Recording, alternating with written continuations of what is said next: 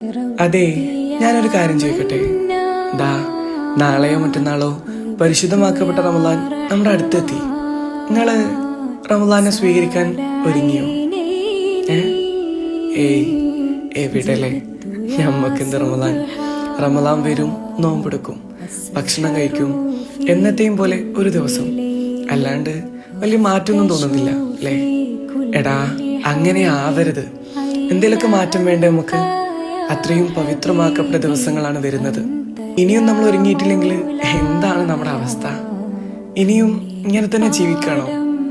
എടാ, ഒരുപാടൊന്നും വേണ്ട.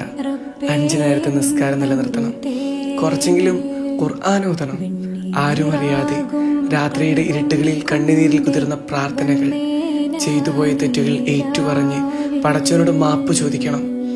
എടാ, മനസ്സ് നിറഞ്ഞ് സന്തോഷത്തോടെ നല്ല നീയത്തോടെ റമദാനിനെ സ്വീകരിക്കടാ. ഒന്നും വേണ്ട, സന്തോഷത്തോടെ റമദാനെ സ്വീകരിച്ച അവരെ തൊട്ട് നരകം ഹറാമാണെന്ന് റസൂൽ തങ്ങൾ പഠിപ്പിച്ചിട്ടുണ്ടല്ലോ. സോ മനസ്സ് നന്നാക്കി സന്തോഷത്തോടെ അതിലേറെ പൂതിയോടെ സ്വീകരിക്കടാ. ഒരുപക്ഷെ അടുത്ത തവണ റമദാനെ സ്വീകരിക്കാൻ നമ്മളില്ലെങ്കിലോ?